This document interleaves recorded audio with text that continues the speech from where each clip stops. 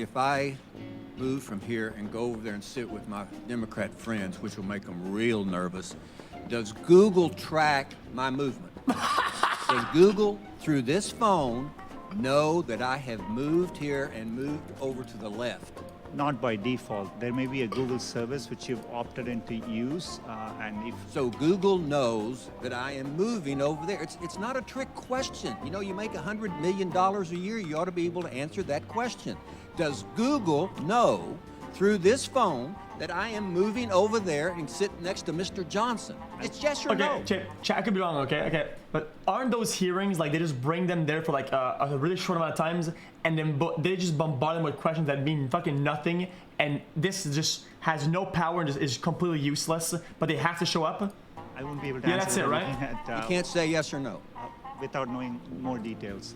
Yes or no? I genuinely don't know without knowing I'm what's shocked you don't know. I think Google obviously does. Would you agree to allow an independent entity to study your search results for political bias? I know you've have individuals studying that now, but you appointed them.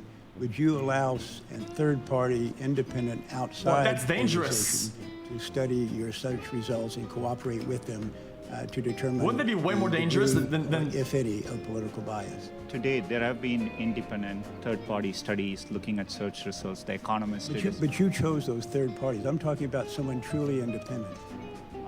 We didn't choose those third parties. I mean, they completed those studies. If you Google the word idiot under images, a picture of Donald Trump comes up. I just did that. How would that happen? How does search work so that that would occur?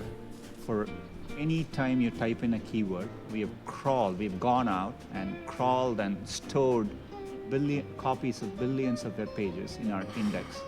And we take the keyword and match it against web pages and rank them based on over 200 signals. Things like relevance, freshness, popularity, how other people are using it. And based on that, at any given time, we try to rank and find the best results for that query. And then we evaluate them with external graders to make sure that, and they evaluate it to objective guidelines. Try it. And that's how we make sure the process is working. So it's not some little man sitting behind the curtain figuring out what we're going to show the user. It's basically a compilation of what users are generating and trying to sort through that information.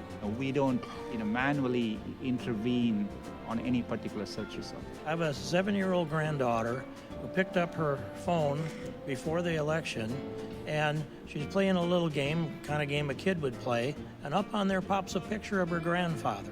And I'm not going to say into the record what kind of language was used around that picture of her grandfather, but I'd ask you, how does that show up on a 7-year-old's iPhone who's playing a kid's game? Congressman, iPhone is made by a different company, and so, what? It might have been an Android. Fuck? It was a hand-me-down of some kind. Also, to my knowledge, you've never sanctioned any employee for any type of, for manipulating the search results whatsoever. Is that the case? It's not possible for an individual employee or groups of employees to manipulate our These search boomers, results. dude. We have a robust framework, including many steps in the process. And so My time is up. Let me just say I disagree. I think humans can manipulate the process. It is a human process at its base. Thank you, Mr. Chairman. You're back. Have you considered having an online school that people could go to with a Google rep?